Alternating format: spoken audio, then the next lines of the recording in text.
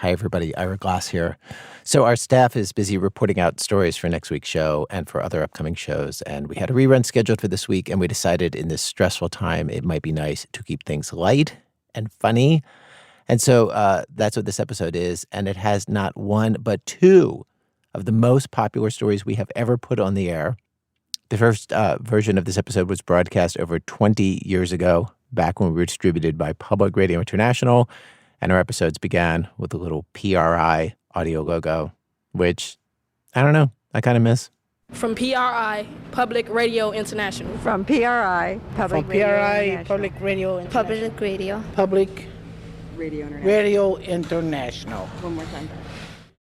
What could be more American than the person who sees something they've never done before, dreams they could do it, goes after that dream? Well, let's begin today with a woman who dreams of directing a play in the small town where she lives, a college town somewhere below the Mason-Dixon line in the hills of Appalachia, a town which will remain for our purposes today unnamed.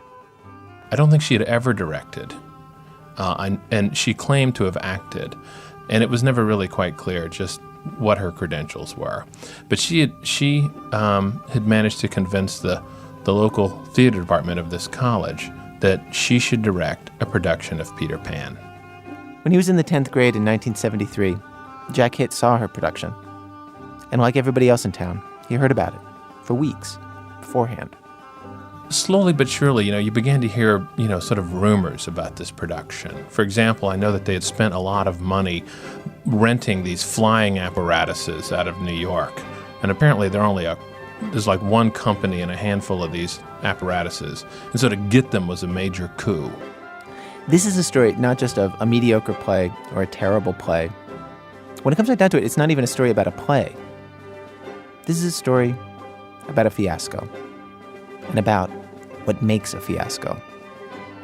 And one ingredient of many fiascos is that great, massive, heart-wrenching chaos and failure are more likely to occur when great ambition has come into play, when plans are big, expectations great, hopes at their highest. And what you have to understand is that everybody in this sort of community understood that there was certainly a sort of air of everyone sort of reaching beyond their own grasp. Every actor was sort of in a role that was just a little too big for them. Every aspect of the set and the crew. And rumors had sort of cooked around. There was this huge crew. There were lots of things being painted. See, but this, in fact, is one of the criteria for greatness, is that everyone is just about to reach just beyond their grasp, because that is when greatness can occur. That's right. That's right. And maybe greatness could have occurred.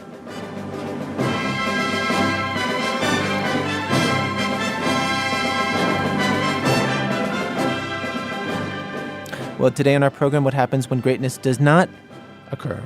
What happens, in fact, when fumble leads to error, leads to mishap, and before you know it, you have left the realm of ordinary mistake and chaos, and you have entered into the more ethereal, specialized realm of fiasco.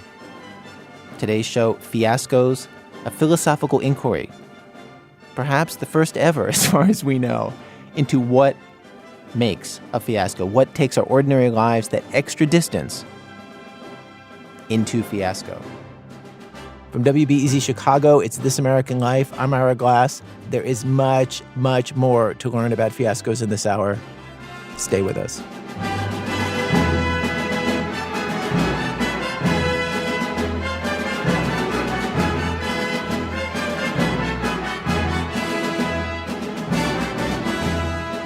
We begin our show with this true fable of Peter Pan in Act 1, opening night.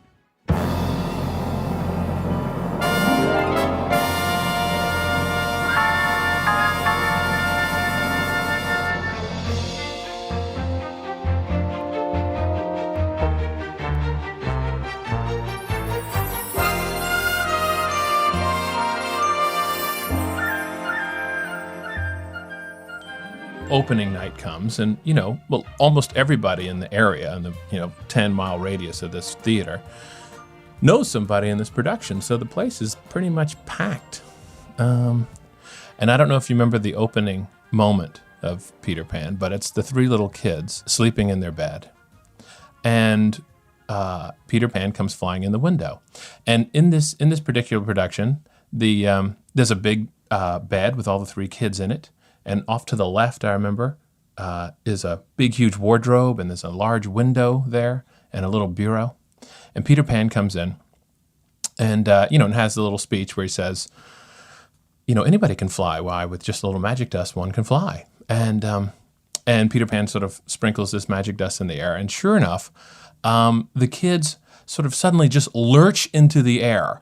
And it becomes clear right away that the people that they've hired to run these flying apparatuses really aren't quite clear on how they actually work.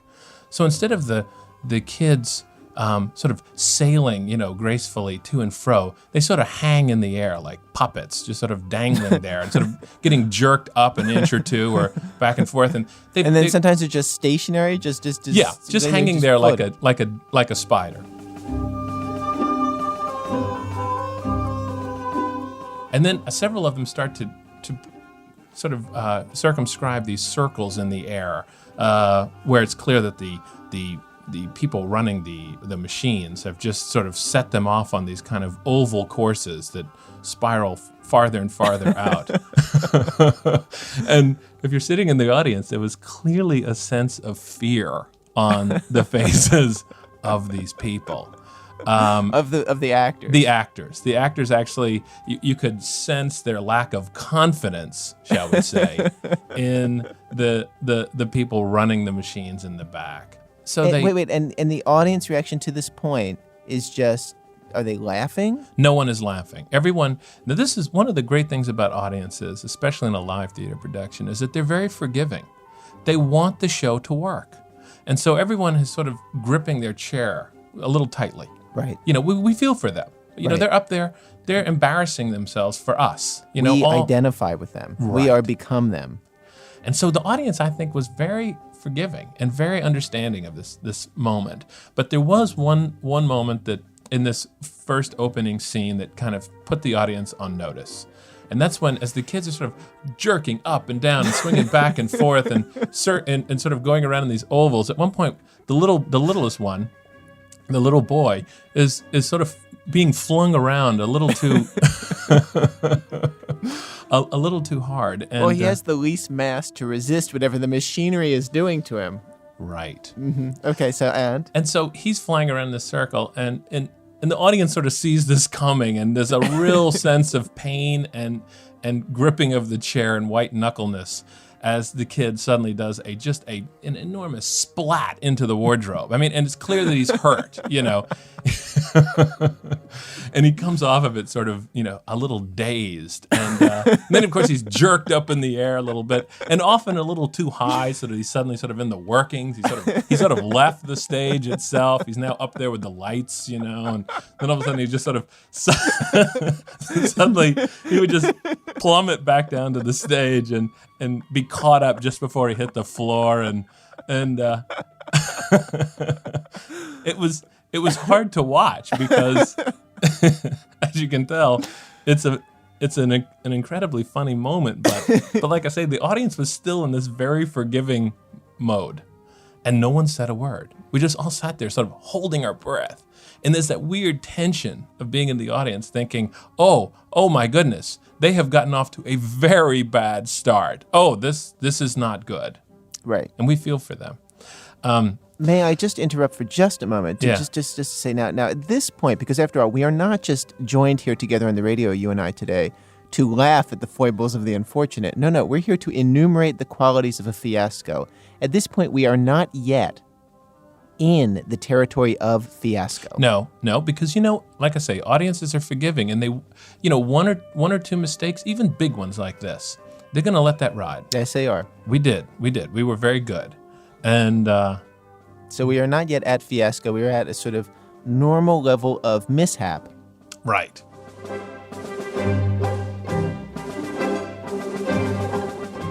What happens immediately after this? They disappear to Never Never Land, and if you remember, the stage goes dark, and then when the lights come up, there's Captain Hook, and he's giving his first opening soliloquy about how evil he is what a menace he is and how he, harms people and hates children, and it's all that good stuff. And so Captain Hook is out there, and he looks great. He's got one of those big old fat hats and this great hook and these wild looking boots and everything. And people are feeling more confident. Something's happening. It's a good sign. It's a good sign. And he's in charge. This guy he's got a bad mustache, and he is certainly evil. Yes. And the audience is totally in his pocket. He's speaking away and gesturing wildly and going on and on about how bad he is. And then at a certain point, as he gestures, his hook and the entire black casing up to his elbow flings off of his hand and flies into the audience and punches an old lady in the gut. And now... He is bad. He is very bad. He had like the worst ad lib I've ever heard. I mean, what do you say at that point? Because, of course, his hand is now nakedly exposed to the audience. And a tough moment for any actor. Very, very, if the very premise hard. of your character is that you have a hook, your name is Captain Hook. Literally, all that's going to happen for the rest of the show is people are going to refer to you by that hook. Your entire motivation as a character is the fact that is that your arm was eaten off by an alligator and that you have to have a... The entire plot and you have a hook. Stems from that fact. Right. Right. And now, suddenly, you have no hook.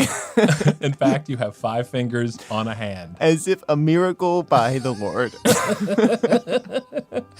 Captain Hook said, they just don't make those hooks like they used to. That was actually the ad lib. I will never forget it.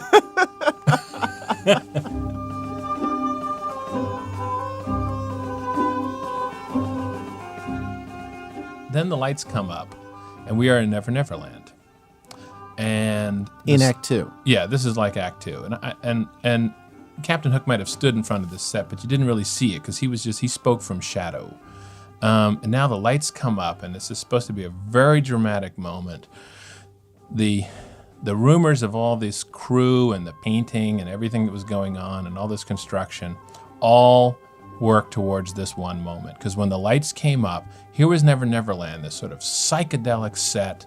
There were papier-mâché mushrooms everywhere of different sizes. It was absolutely wonderful and surreal. Wow. And there's nobody there. And then from the upper rafters of stage right, suddenly the kids and Peter Pan appear. Flying. Flying. They're flying. And their landing... Their landing occurs rather rapidly at an angle of about 45 degrees to the stage. They come down basically like, lead sinkers on a line and crash to the floor. And then are sort of just dragged across the floor like mops and wipe out all of the mushrooms.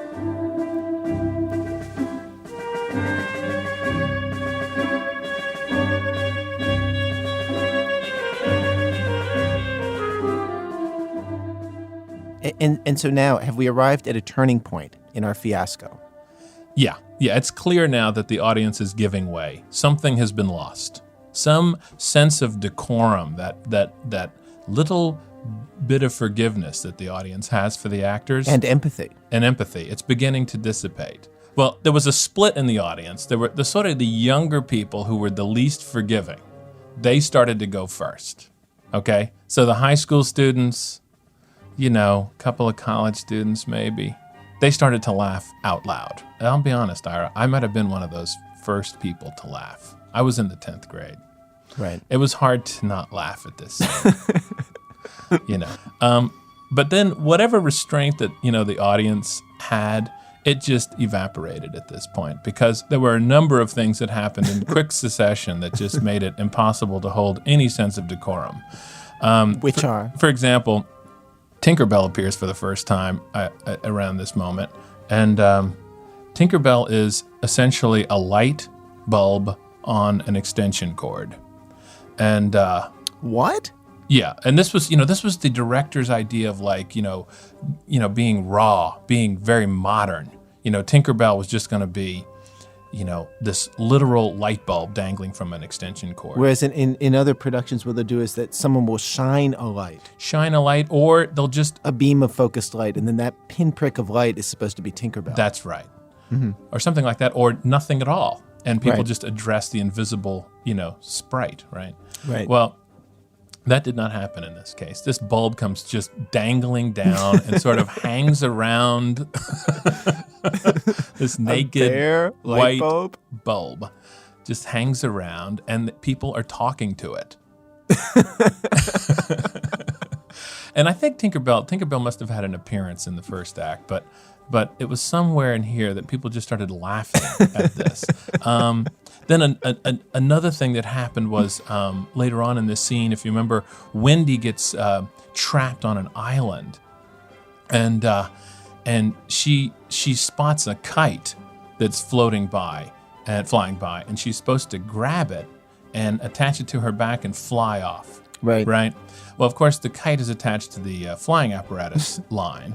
Right. And it gets closer and closer to her. She's standing on this little paper mache hill. And but the flying apparatus people can't quite get it close enough to her to reach. So she has to step out into the waters that she's just told us is filled with crocodiles to grab it. She finally gets the kite. And when she yanks on it, it pops off the flying apparatus. And the hook goes zinging up into the lights and catches. So now there is this big loop of wire hanging in front of the stage, and there's Wendy holding the kite, and she ad-libbed as best she could, as I remember. She sort of said, on second thought, maybe I can swim. And with that, she walked off the stage, sort of motioning her arms like you would do the swim, the dance in 1965.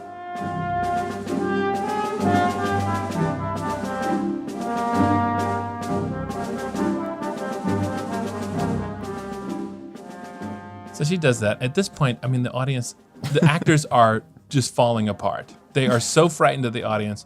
There are just belly laughs rolling up to the stage from the audience. People are howling with laughter at every mistake. And now any small mistake just takes on these just, it's just any instigation for laughter is just enough for this audience. And now the old people have given it up. Everyone has quit being nice. Now there's just this kind of frightening roar that comes from the audience every time there's a mistake. Well, what happened? At some point, the audience turned and realized, oh, wait, I realize what's going on here.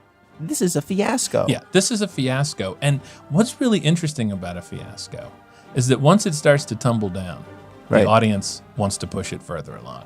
Oh, they get hungry for more fiasco. Oh, yeah. If the play proceeded perfectly, they would be disappointed. Oh, it would have been a grave disappointment had there not been just one more mistake after another, one more embarrassment after another. Now the reason they're there is to chronicle these embarrassments. This is why I have remembered this play for 25 years.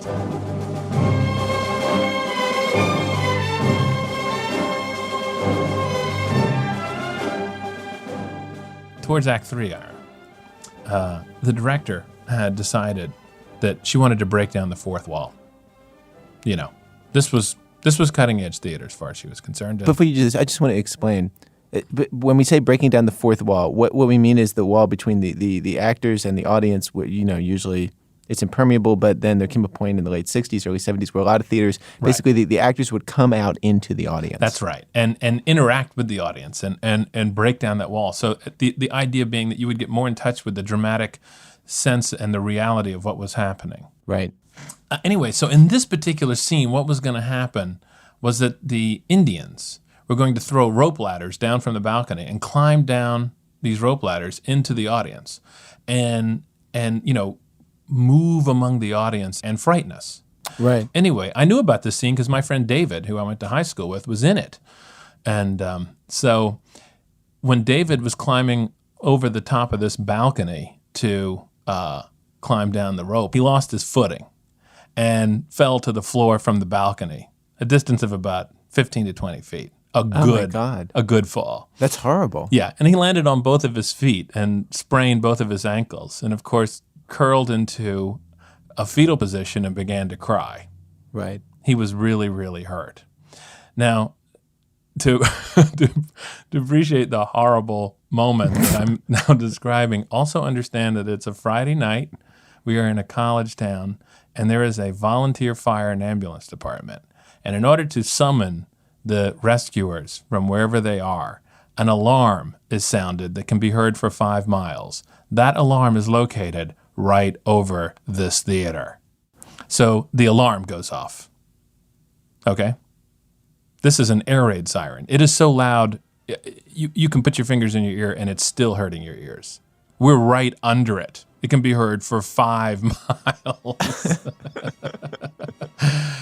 In a minute, and then, of course, 3 minutes later, busting through the door of the theater are these, 15 firemen who are in boots, hats. They got hoses. They don't know what it is. All they know is that they've been sent out on a call. Right. And to sort of add to the chaos, the director, of course, has sort of flogged the actors that the show must go on. No matter what. So no matter what. So while all of this is happening and people are several people are attending to David and other people have just now decided that since the firemen are here, he's going to be fine. They can start laughing. And now the audience has just completely lost control. People are standing up in their seats and shouting for more. They want blood. I mean, at this point, people are actually injured in the production and they want more.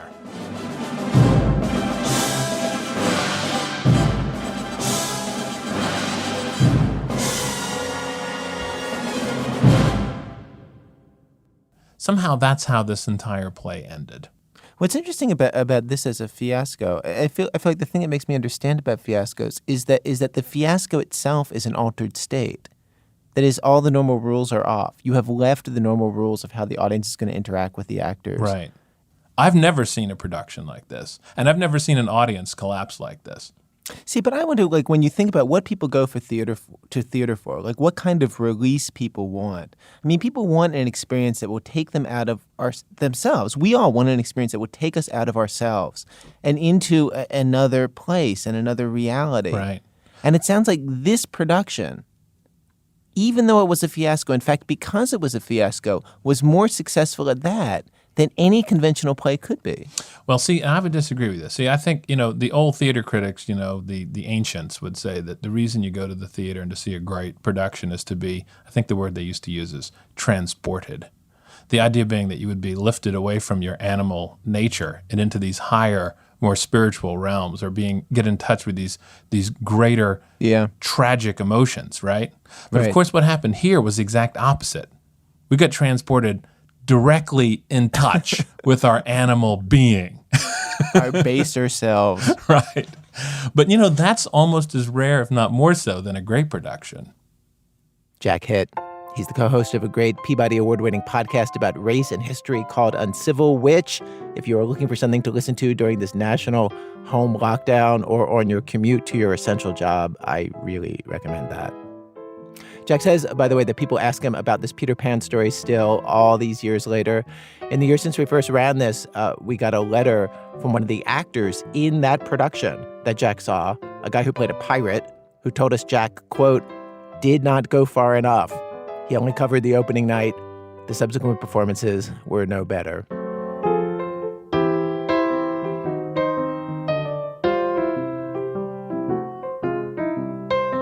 Act 2. Squirrel Cop. Well, human error is often at the heart of a fiasco. But what happens when you combine human error with what we will call in this case animal error? We have this story from a police officer in a suburban community on the East Coast.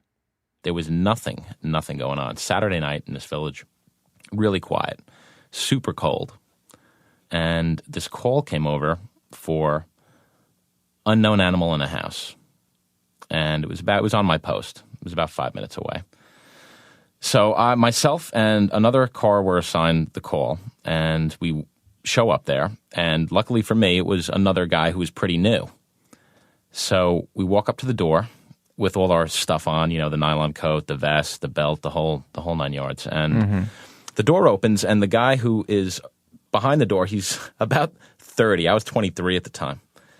He's about 30. He looks like a broker, a lawyer. He's just really well put together, nice guy, wearing glasses. He's wearing these silk pajamas with a monogram, got my attention. Wow. And he's going, listen, I'm really sorry to bother you. Normally I'd handle this sort of stuff on my own, but my wife really insists that I call. And so we ask him what the problem is. He says, well, we were having kind of a romantic evening down in the living room, and we heard this scratching upstairs. So I ran upstairs to see what it was, and it turns out it's coming from the attic. There's something up there, and it's just running around, knocking a few small things over. I can't tell what it is. It could be a squirrel or raccoon. I really don't know. So the other cop that I was with said, well, we really don't handle that. It's not so much a police function. It's, but we do have numbers of these private contractors who'll come in and they'll put a humane trap down and they'll remove the animal for you. And it's really not such a big deal, but it's really not our thing. So right as he was in the middle of saying that and getting us off the hook, the guy swings the door back, and there's his wife, who was just beautiful. She was beautiful. She was probably about 26 or 27, but just really beautiful, like perfect skin, long blonde hair, great teeth, brilliant blue eyes, a really nice smile, just like beautiful and friendly. If she had said, eat this broken glass, I just would have said, okay, broken glass it is, that's fine. But she seemed really nice, so I was going to be like Galahad. So I just threw my arm back into this guy's chest, into my partner's chest, and I said, Mark, we can handle this. It'll be okay.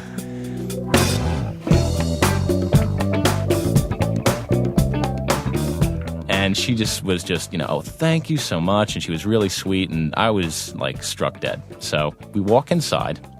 And she goes, I'm going to throw a pot of coffee on. And we go upstairs. We follow the man of the house upstairs. And we're underneath one of those trap doors that goes into the attic with the staircase that folds out. Right. And we do hear an animal upstairs scratching away, just kind of scuttling around the floor. And there's definitely something up there. And it's making pretty good speed up, going from one end of the roof to the other. So I reached up, and I took the trap door down. We unfolded the ladder. Now I have this big, heavy flashlight, like your cop flashlight, the 4D cells, the metal case, the whole thing. Right. And I shine it up through the hole in there, and it's pretty black. I can see the rafters, but really nothing else around there. And I start up the ladder. Now the guy who owned the house is standing almost directly underneath me, just to the side of the ladder, looking straight up at me. And my partner was at the base of the ladder, right behind me. So just before I stuck my head through this like black hole, I just kind of paused. Like I crunched my body up underneath because I'm realizing, I don't know where this thing is. The second we pulled down the trap door, all noise upstairs just ceased. So I was kind of nervous, and I was like, well, I look like an idiot just crouched up here on the top of the ladder. So I took the flashlight, and I just popped my head up, turned the light on again, and about 6 inches from the front of my face was this squirrel at eye level with me, kind of reared back on its legs. And I swear, from where I was standing, it looked like Godzilla. It just scared the heck out of me. I thought, it's a squirrel. It's going to be hiding somewhere. It's going to be terrified of me. It was 6 inches away from me. And it really startled me. So I kind of went, and jumped back. And the flashlight slips out of my hands. It's heavy. And it falls directly onto the nose of the guy who's looking straight up at me. And I don't think it broke it, but it did some damage. And his nose, his hands went up to his face. Blood just started pouring out between his hands. This is the homeowner. I lose my balance and fall backwards directly onto my partner, and I pancake we're both on our backs. He's on his back. I'm on his stomach on my back, scuttling around like a beetle trying to get up in this really narrow hallway. It's a mess. The squirrel, while we're floundering around in the hallway, jumps down the stairs, boink, boink, boink, lands on me, and takes off down the stairs. How undignified. It was terrible. So we're wondering, gee, where is the squirrel? And right at that second, the woman who lived there, you hear her scream. So my partner goes, well, we found the squirrel. It's wherever she is. Yeah. So we go running downstairs, and the squirrel had come into the living room where they had been having their romantic evening. They had a fire going. They had pillows arranged around one corner of the couch next to the fire, and they had champagne flutes out, and nice house, really nice. I mean, it just smelled brand new carpeting, new rugs, new paint. They hadn't been there for that long. So the squirrel, when it bolted down the staircase, took off into the living room, and ran underneath a couch for cover. So we run downstairs. This guy is bleeding all over the place on his carpets. His wife looks and says, what have you done? What have you done to my husband? And I start going, it was an accident. And I just stop in mid-sentence. What's the point? We've only been there about 2 minutes. So the squirrel is underneath the couch, and my partner's going, let's get out of here. This is just, it's not going well. So I'm not beaten yet. I always have another idea. So the squirrel is under this couch, which is in the middle of the room. So I have this bright idea. Why don't we move the furniture away from one of the corners, and we'll put the couch in the corner, and the squirrel will probably move along with the couch because it's the only cover available to it. And once we get into the corner, we'll only have 2 open sides of the couch to worry about. So we did that. That is so tactical. Yes. Yeah, I was very proud of myself at that instant. But, I asked her for a box, and she says, sure, we've got boxes. We just moved in. We have nothing but boxes. She runs out to the garage, and she comes back with a box. And the box is long enough, and it fits across the entire short side of the couch where the armrest would be. So I start sweeping underneath the couch with my nightstick, trying to move the squirrel toward the box, figuring we'll capture it and just get rid of it, and we'll be out of here, and there'll be no more, mayhem.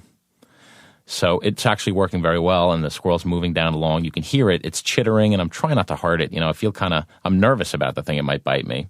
I don't want to hurt it, really. It's just an animal. Right. So I'm moving it along, and everything's going very well. And then with about 8 inches to go, I took one more swipe, and the thing just bolted out from underneath the couch. It was lined with tassels. I couldn't really see into the couch. It bolted out from underneath the couch and ran directly into the fireplace, which is about 3 feet away. The fireplace was directly ahead of it, and it ran into the fire. Oh, my. And caught on fire and ran directly back out and directly back under the couch. Is it on fire? It was on fire. Yeah, the tail, the bushy fur, the whole bit. I mean, it wasn't flaming or anything, but there was, it was smoking, and there was a little bit of fire coming off the tail. So it runs back under the couch, and the couch catches on fire in seconds. I mean, in seconds, it must have had dust under there or something else, but it caught on fire immediately. And my partner and I just don't even talk. We just grab the couch, heave it upside down, and now there's plenty of oxygen now for the fire to really get going, and it starts up, and we're patting it out, and it's sort of getting away from us. So we grab the only thing that's really available, and those are these really nice silk pillows, and we have one in each hand, both of us, and we're just windmilling away at this fire on the couch, and we put it out, but it's smoking terribly, and it was a disaster. The couch is upside down. The bottom of it is burnt. The house is filling with smoke from the couch. The squirrel, when it went into the couch in its death throes, just latched onto the bottom of the couch. It's like this smoking piece of gristle underneath the couch, latched on there with its claws, and we're pounding, smearing it all over the place, and the smoke alarms are firing away. The guy's standing in his, with handkerchiefs and paper towels up around his nose, which is still bleeding. His pajamas are a mess. They're covered with blood, the front of them. And we finally get the fire out, and we're both completely red, sweating because we're dressed for 0-degree weather, and it's hot there by the fire. We're mortified. The house is full of smoke. The wife just looks around and just starts to cry. She goes, What have you done? What have you done to my house? You could see her just clicking things off on her fingers. Okay, the dead squirrel, ruined pillows, need a new couch. The walls are covered with soot. The fire alarms are going off. My husband's disfigured. And then she really kind of just lost it. And he was just looking at us and shaking his head like he couldn't believe that these two idiots showed up and did this to his house over nothing, really.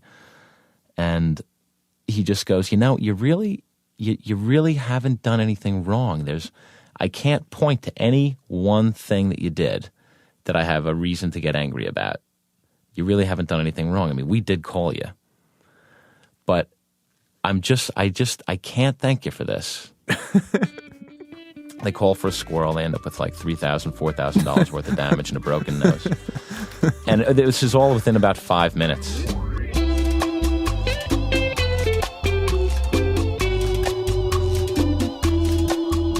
Could that have happened to you now, 13 years later? There's always a new mistake to be made. I don't think I would make that particular mistake. I mean, you make plenty of mistakes. That's just part of that job. You just try not to make the same one twice. But there's such variety that if you're going to make hundreds, you're going to make thousands of mistakes. You're going to make thousands of mistakes until you really get a handle on what you're doing. And with police work, they afford you plenty of space to make mistakes. But there's things that just either they aren't your responsibility. If you get involved in things that aren't your responsibility, or that you're really not equipped to handle, or that you don't have a specific plan, a plan that's thought through to a conclusion, you probably should reevaluate what you're doing. Yeah, now that you mention that, yeah, that's right. You walk into the house thinking, okay, we'll get the squirrel. Like, how were you going to get the squirrel? What was the best case scenario? That's a great question. I guess I was thinking that I would go up there in the attic and find this cowering squirrel and somehow kind of lure it into some kind of a trap and then walk out with it and be like a hero. But as it turned out, the squirrel, it was a Pyrrhic victory for the squirrel, but the squirrel definitely won. The squirrel really, kicked our ass. That is not what you want to be saying at the end of the day. No. I mean, it took me a long time to even tell people about it. It was so new. I didn't want to know, what a bonehead I was when I first came onto the job. Our interviewee, who asked not to be named on the radio, had been on the force for 18 years when he spoke with me.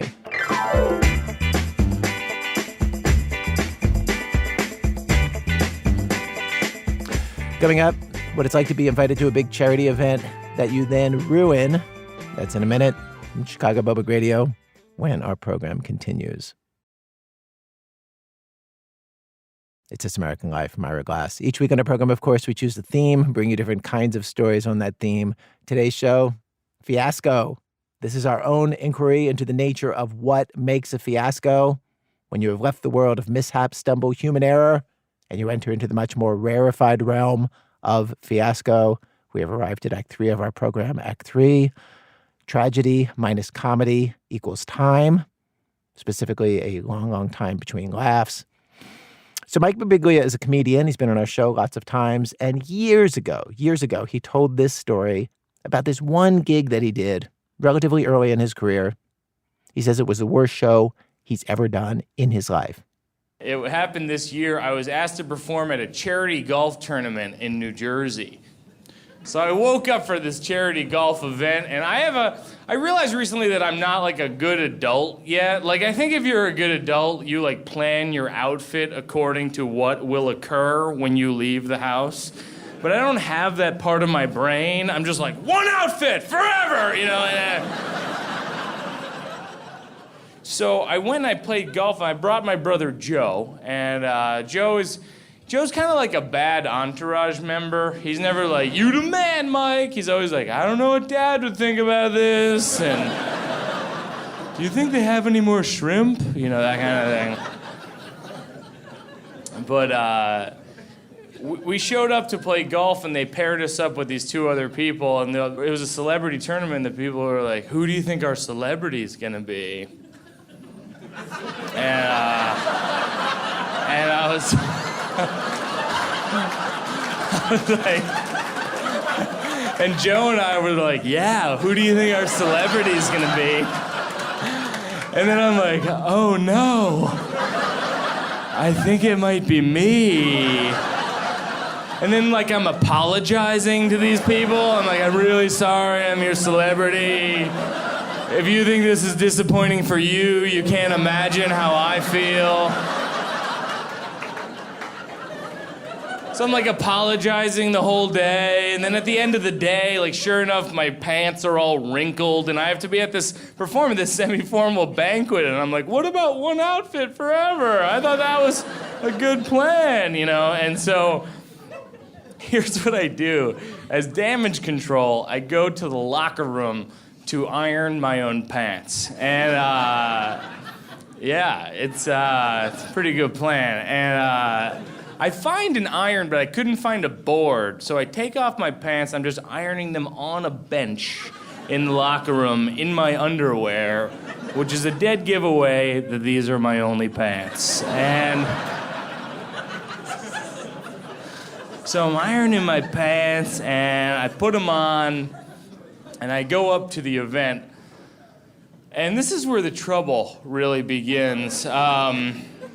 It's important for me, before I tell you this part of the story, to remind you that you're on my side.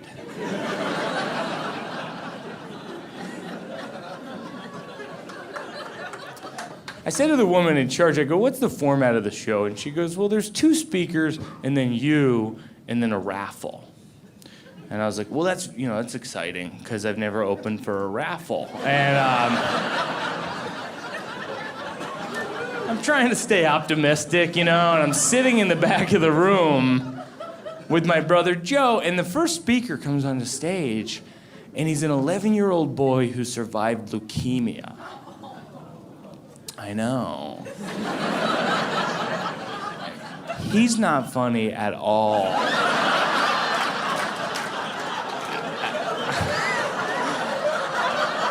He focuses primarily on the leukemia, and everyone is crying. Literally, everyone is crying. I'm even crying in the back of the room for 2 reasons.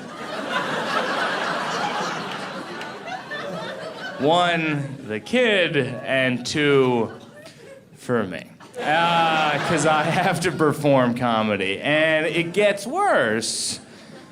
Because Joe leans over and he goes, this ain't looking so good, Mike. I said, I concur.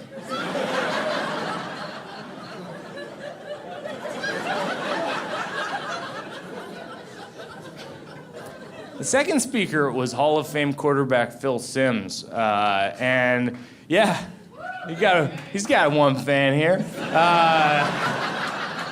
But he's a broadcaster, and he gives an amazing, inspiring speech, and he even sprinkles in a few jokes about golf.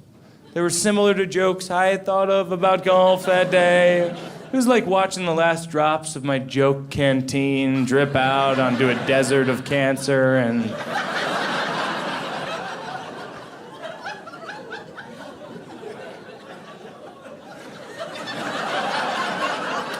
he gets a standing ovation, which he should have. Clearly, the show is over.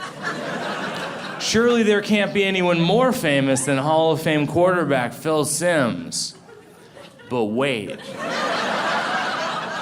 There was.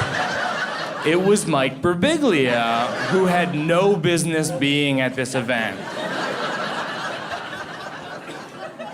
I know there are some entertainers who might have risen to the challenge, and I would love to be one of those entertainers, but I am not. As a matter of fact, I have a habit in my life of making awkward situations even more awkward. Like, I've said this before, but like a few years ago, I was moving a new bed into my apartment, and this woman who lived in the building opened the front door for me with her key, and she goes, I'm not worried because a rapist wouldn't have a bed like that. That's how she started the conversation. Now, what I should have said was nothing. What I did say was, you'd be surprised, and there's nothing you can say after that. You're just like, see you around the building, that kind of thing. I've thought about this a lot, and I think there's something wrong with my brain where I don't have an on-deck circle for ideas. It's just batter up, And a lot of the ideas are bad, and they're at the plate going, I don't know about this one, Mike. And I just turn into this drunk Little League dad. I'm like, you go take some cuts, son.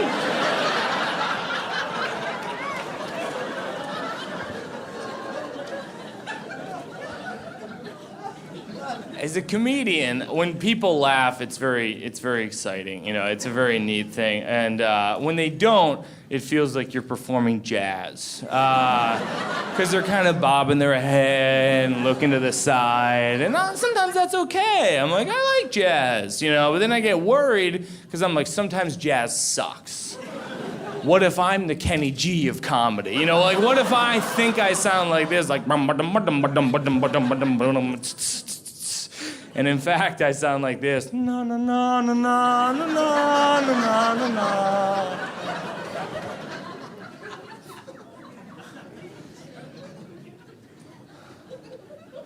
So I'm on stage at the charity golf tournament, and I'm just Kenny G'ing it up, I'm just for 10 minutes, just no no no no no no no, just blowing that horn, And I don't want to fail. I mean, that's a really important point in this story, is that these are good people, and I want to succeed for them, but I just can't, And so I think to myself, why don't I cater my material to this specific event? And everyone has been talking about cancer. I know. I'm in the future also.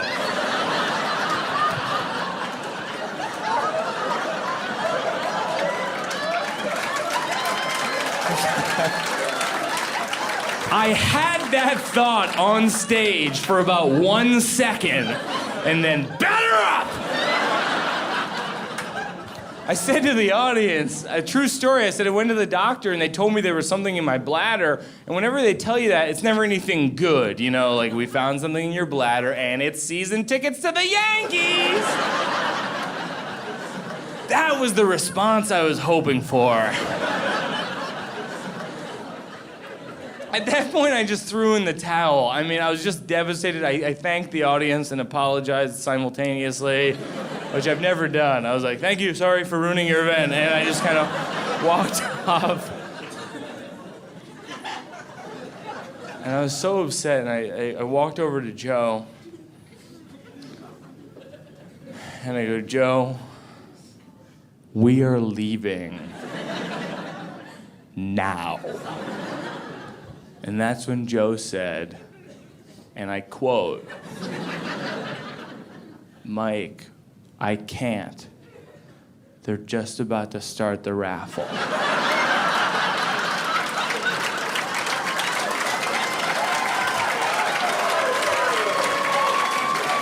And because everybody left, my odds are amazing. And that is the worst show I have ever done in my entire life. Yeah.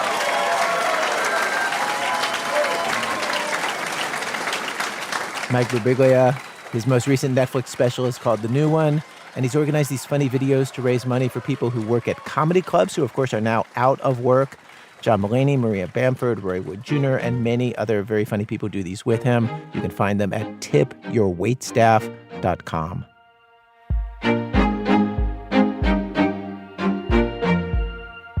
Act 4, Fiascos is a force for good. George Clooney, Barbara Streisand, Jennifer Aniston, Vidal Sassoon, Jodie Foster, Jason Momoa, Brad Pitt, Keanu Reeves, Sharon Stone, and John Travolta. Also, George Burns, Bob Hope, Gene Kelly, Gina Rowlands. Also, Quentin Tarantino, John Waters, Nora Ephron. Margy Rochlin has interviewed all these people. She's written big feature stories for all sorts of big magazines and newspapers. But the very, very first big feature assignment that she was actually sent out on was by a publication in 1982, the Los Angeles Reader. They sent out a very nervous, very youthful Margy Rochlin to interview Unit Zappa. Remember her? Daughter of Frank Zappa. In this little bit that she does on the song, she's using a lot of this language that, sort of vowel speak that no one had ever heard before. And it was considered really exotic. Mm-hmm. And so I was from the Valley, so I was sent to go talk to her. She is one of your people. Speak to her in your secret private argot. Exactly. And of course, what is so touching to me is that I totally bought that. You're right. I'm the right person for the job. I'm going to go speak to her in the Valley language, and we will bond. Like my god! Like, totally. And Tino's like so bitchin'. So you get there and you're a bit nervous and the pressure is on, which is, of course, the setting for a possible triumph or a possible fiasco. Right. And what happens next? Well, what I noticed was that it was a tense situation. I just didn't feel like it was going very well. And the mother was sort of hovering. Right. Well, we have a recording of it because you had a tape recorder rolling during this. Yes. What are some other hangouts in the valley besides the Galleria? Bowling alleys with big arcades are very popular. Like what? Oh, I'm trying. At this point, I'm sort of at that rock bottom level that everyone can get at in an interview where you're just saying, like, what's your favorite color? Right. And she's trying to help me along. Right. Kirkwood's is gone. It's now the sports center. Oh, but it's the same thing? Yeah, it's still very popular. So we're seated in the den, and the mother made me coffee. But I was too nervous to drink it. But I sort of kept staring at it, and she kept staring at it. And I felt like it was pretty important that at some point I better drain that coffee cup. And so what happened was Moon told me a joke, and I didn't see the joke coming. And right before she told me the joke, I had taken a big swig of the coffee, which was now cold. And when she told me the joke, I burst out laughing, and I started to choke. And so I pressed my lips together so I didn't spit it out. I didn't want to do a spit take. And the coffee came shooting out my nose. Shooting out your nose? Shooting right out my nose. Are you okay? Are you okay? Get your hands up. And I was really embarrassed, but simultaneously, I couldn't breathe. At the same time, I was choking, and I jumped up, and I sort of started running around the room, knocking things over, and I don't think I think that they didn't know what was going on, but the mother began chasing me. She began chasing you. She began chasing me because she could, I was sort of running from corner to corner trying to catch my breath, and she began sort of chasing me. And at a certain point, she got behind me and she gave me the Heimlich maneuver. Wait, put your arms up. No, really, seriously. Okay? Let's do the Heimlich maneuver. Oh, God. Are you all right? I'm terrible. Well, I've been in the news business. I've been a reporter for 20 years, and nobody's ever given me the Heimlich maneuver while I've been on a story. Well, I always say that it's a benchmark. It's a very low benchmark, and I can do any interview. I can get thrown off a set. I can be cursed out by the subject, but I can leave and get in the car and I can drive home and think, I didn't blow coffee out my nose. Do they have that at go to public? Now, what happened? What happened after that? It was sort of like we'd all been in an earthquake together. And all of the nervousness left the room, and suddenly we were three gals just chatting. And I remember I sort of like hugged them both when I left. Wow. They were now my friends. It's interesting, because one of our criteria for fiasco is that all social order, the normal social structure, breaks down. And literally that's what happens here. The normal interview stops. And the social structure of the moment completely changes. The mom gives you the Heimlich maneuver, and then suddenly it stops feeling like an interview. Yeah. No, it was really, and I have to say that, it was a very embarrassing experience, and it completely made me feel close to them. It was so interesting. When Moon's father died a while ago, I bumped into her somewhere, and we both burst into tears. I mean, I really felt like a little sister of mine had a loss. And the starting point was, that moment. That moment. Yeah. To me, the thing about it that's useful is that it shows the useful purpose of a fiasco. That is, when social order breaks down, that can be a force not just for chaos and for entropy and for evil, but in fact, that can be a force for good. Right. It can bring people together. Right. It was actually this huge success to me. I'd never been sent out, under these kind of circumstances before. And I remember we beat the local paper. The Herald Examiner followed us a week later. And so we had the first story, and it was sort of considered the definitive one because we had this glossary of terms that I had made or put together. And Valley Speak terms. Valley Speak terms. And then it was syndicated. And most of the quotable stuff that you ended up using in your story happened after the Happened right. after squirting the coffee through your nose. Right, through your exactly. nose. Exactly. It's a technique I don't suggest anyone try. So bitchin' because like everybody's like super, super nice. It's like so bitchin'. Like For, years afterwards, Moon would send me postcards. And on the postcard somewhere would be a picture of a nose, and there would be liquid coming out of it. Sort of like my logo. ready to the max. I'm sure. It's like really nauseating. Like, bark out. Gag me with a spoon. Gross. I am sure. Totally. Margy Rochlin. She covers television, podcasts, food, and film in Los Angeles.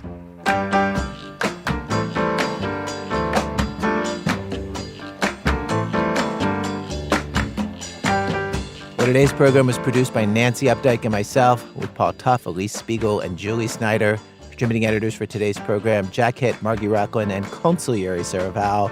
Production help for this rerun from Nora Gill, Stone Nelson, and Matt Tierney. Our website, thisamericanlife.org. This American Life is delivered to public radio stations by PRX, the Public Radio Exchange. Thanks, as always, to our program's co-founder, Mr. Tori Malatia, who used to walk into the studio at the end of each and every episode to grimly assess the damage. Dead squirrel, ruined pillows, need a new couch. The walls are covered with soot. The fire alarms are going off. I'm Ira Glass. Back next week with more stories of This American Life.